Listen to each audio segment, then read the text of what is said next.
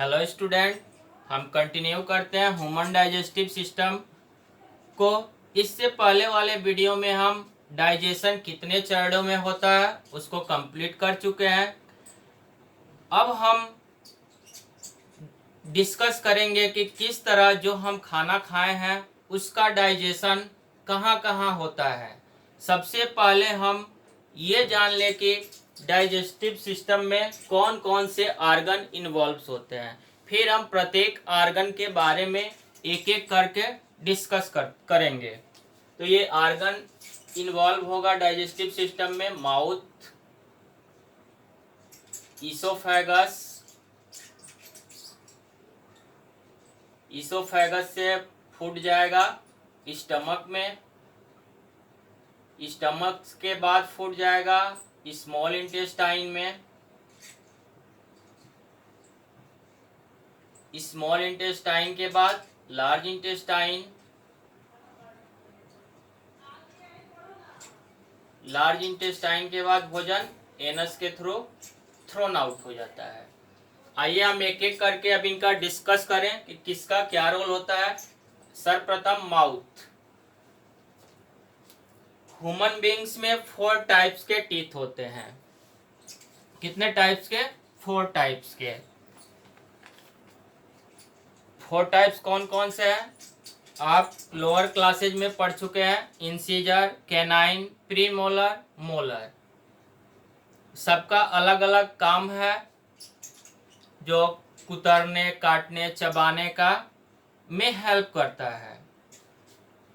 और माउथ में salivary gland से सलाइवा सिक्रीट होता है जो भोजन को नरम मुलायम बनाता है, जिससे स्वेलोइंग यानी निगलने में आसानी होती है। जीभ के सहायता से टंग रोलिंग का काम करता है जिससे आसानी से भोजन इनगल्फ हो जाए।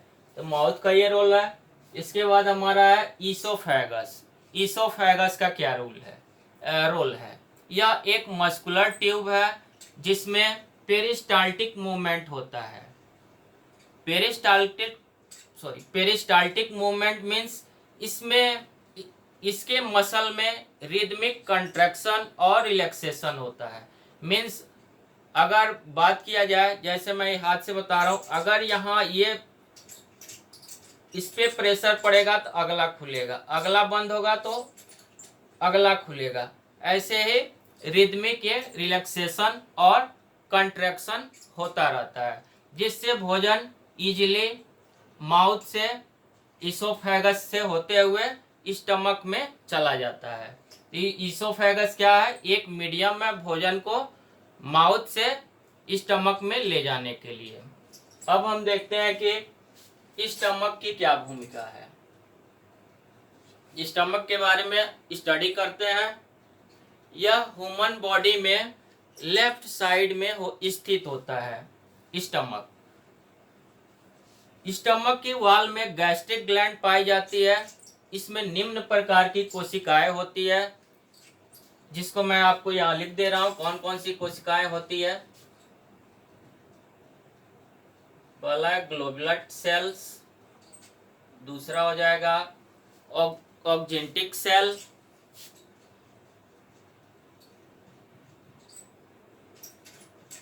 थर्ड है ग्लोबुलेट, ऑक्जेंटिक और चीफ सेल। ग्लोबुलेट सेल से म्यूकस का सिक्रीशन करती है। ये ग्लोबुलेट सेल म्यूकस का सिक्रीशन करती है। ऑक्जेंटिक सेल से HCl का स्राव होता है। चीफ सेल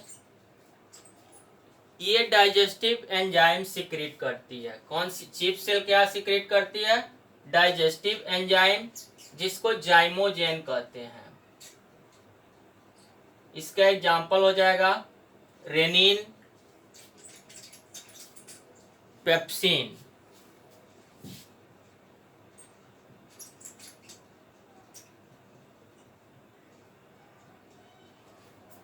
तो ये स्टमक में सिक्रीशन हो रहा है इसका, म्यूकस का, HCl का और पेप्सिन या रेनिन का। अब हम इसके रोल देखते हैं। जब स्टमक में डाइजेशन होना होता है तो इसके लिए स्टमक में 3 चीजें मौजूद है। यही तीन चीजें। अब देखते हैं इसका क्या भूमिका है। पहले हम देखते हैं पेप्सिन। पेप्सिन प्रोटीन का पाचन करता है। पेप्सिन क्या है? एक एंजाइम है जो प्रोटीन का पाचन करता है। पेप्सिन एंजाइम है जो प्रोटीन का पाचन करता है। दूसरा देखते हैं, तीन चीजें जो आवश्यक है। दूसरा, HCl का क्या कार्य है। HCl की बहुत महत्वपूर्ण भूमिका है।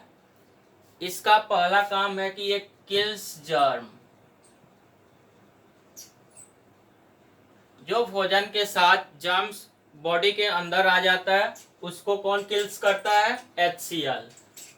इसका दूसरा काम ये है कि जो ये एंजाइम है पेप्सिन, ये अपने शर्तों पे ही काम करते हैं। एंजाइम क्या करते हैं? अपने ही शर्तों पे, उसको जो चाहिए वो चाहिए, तभी वो काम कर पाएगा। इसको काम करने के लिए चाहिए एसिडिक मीडियम। तो HCl इसको एसिडिक मीडियम भी प्रोवाइड करता है।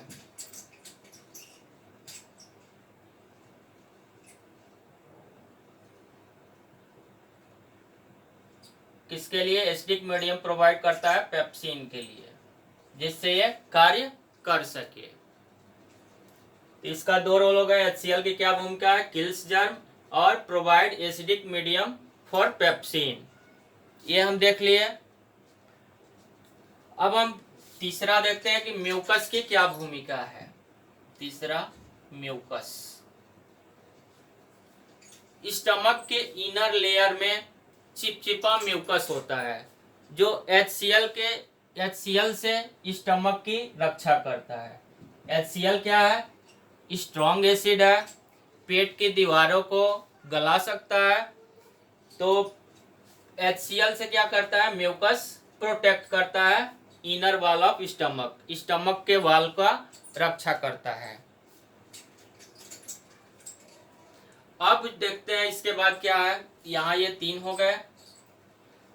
अब जो पार्शियली डाइजेस्टेड फूड है, यानी पेट में जितना पाचन होना था हो गया, जिसका कुछ डाइजेशन हो चुका है और कुछ डाइजेशन बाकी है, अब यह फूड कहाँ जाएगा? स्मॉल इंटेस्टाइन में। स्टमक से फूड कहाँ जाएगा? स्मॉल इंटेस्टाइन में। इसको हम डिस्कस कर लेते हैं। स्मॉल इंटेस्टाइन में क्या क्या होता है।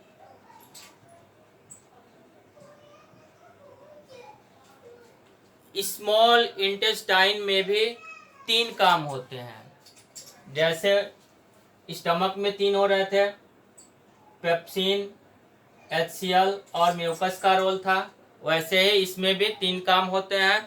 पहला, इसमें इंटेस्टाइनल जूसेज होते हैं या इसको एंजाइम कहते हैं। एंजाइम क्या कार्य करती है हम देखते हैं। इसका खुद का जूसेज होती है, इंटेस्टाइनल जूसेज। अब ये कौन कौन सी हम देख लेते हैं।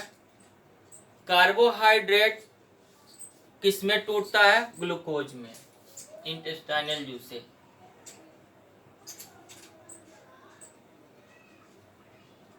कार्बोहाइड्रेट को तोड़ती है ग्लूकोज में।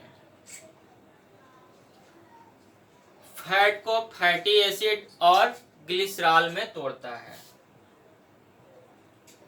फैट को ब्रेक डाउन होता है फैटी एसिड और ग्लिसरॉल में। प्रोटीन अमीनो एसिड में टूटता है। प्रोटीन इसका ब्रेक डाउन होता है अमीनो एसिड में। इसके साथ साथ ये और जूस रिसीव करता है। बच्चों, ये जूस कहाँ से आते हैं? लीवर, और लीवर से बाइल जूस, पेनक्रियाज से पेनक्रियाटिक जूस। यहाँ लीवर और पेनक्रियाज का सिक्रीशन होता है स्मॉल इंटेस्टाइन में। तो लीवर से बाइल जूस, पेनक्रियाज से पेनक्रियाटिक जूस सिक्रीट होते हैं। तो इंटेस्टाइन में कहाँ से आया ये जूस? लीवर और पैनक्रियाज से। लीवर बाइल जूस जो फैट के बड़े बड़े मोलेकुल्स को तोड़ देता है, इसे इमल्सिफिकेशन भी कहते हैं। क्या कहते हैं? इमल्सिफिकेशन। लीवर से आया बाइल जूस।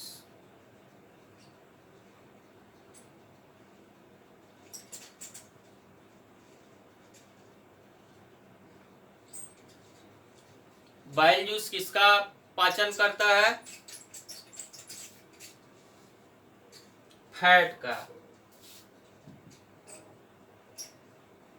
फैट को किस में तोड़ता है? फैटी एसिड में। दूसरा है पैनक्रियाज से आया पैनक्रियाटिक जूसेज। पैनक्रियाटिक जूसेज में बच्चों एंजाइम होती है ट्रिप्सिन और लाइपेज। दो एंजाइम होती है पैनक्रियाटिक जूसेज में। ट्रिप्सिन प्रोटीन का पाचन करता है, लाइपेज फैट को डाइजेस्ट करता है।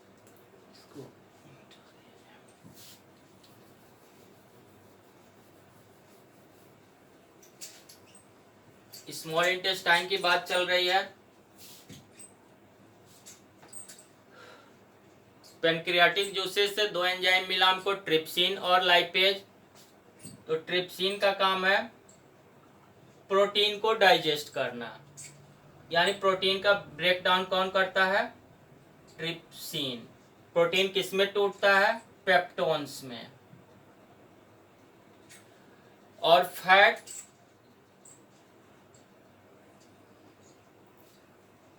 को ब्रेक डाउन करने के लिए जो एंजाइम रिस्पॉन्सिबल है ये है लाइपेज। फैट किस में यहाँ टूट जाता है? फैट लिपिड्स में। इसके बाद एक चीज और, बाइल जूस का इमल्सिफिकेशन के बाद एक कार्य और है।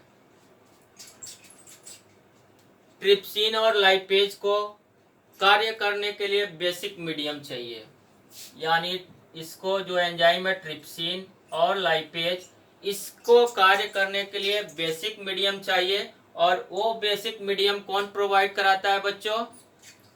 बाइल जूस ही ट्रिप्सिन और लाइपेज को बेसिक मीडियम प्रदान कराता है। ये याद रखिएगा, ये दोनों एंजाइम जो है बेसिक मीडियम में काम करती है, जिसको बेसिक मीडियम प्रोवाइड कौन कराता है? Bile juice. यहाँ कंप्लीट डाइजेशन हो जाता है, किसमें? स्मॉल इंटेस्टाइन में कंप्लीट डाइजेशन हो गया।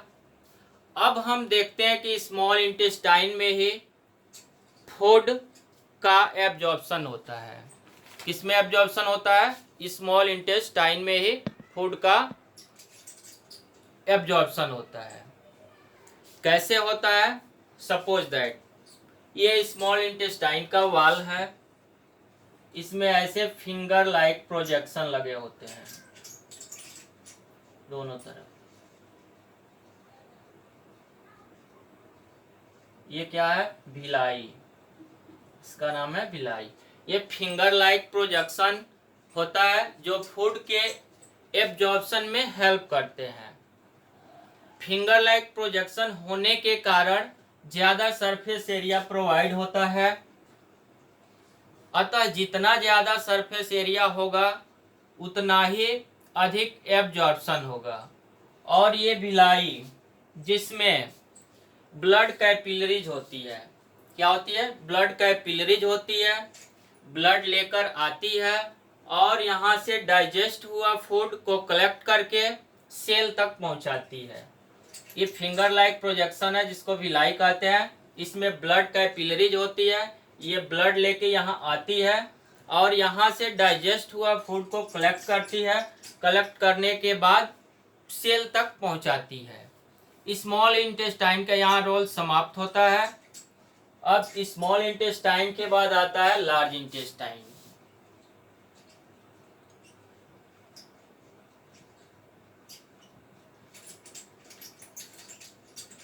लार्ज इंटेस्टाइन में क्या होता है? अनडाइजेस्टेड फूड वाटर के साथ लार्ज इंटेस्टाइन में जाएगा। यहाँ वाटर का एब्जॉर्प्शन होता है। अनडाइजेस्टेड फूड वाटर के साथ स्मॉल इंटेस्टाइन से लार्ज इंटेस्टाइन में जाएगा, यहाँ वाटर का एब्जॉर्प्शन होता है। तो लार्ज इंटेस्टाइन का मेन भूमिका है वाटर के एब्जॉर्प्शन में, ताकि शरीर से एक भी इसेंशियल एलिमेंट शरीर से बाहर ना जा सके, इस यहाँ एब्जॉर्प्शन हो जाता है। अब हम बात करते हैं लास्ट ऑर्गन एनस की, इसकी क्या भूमिका है।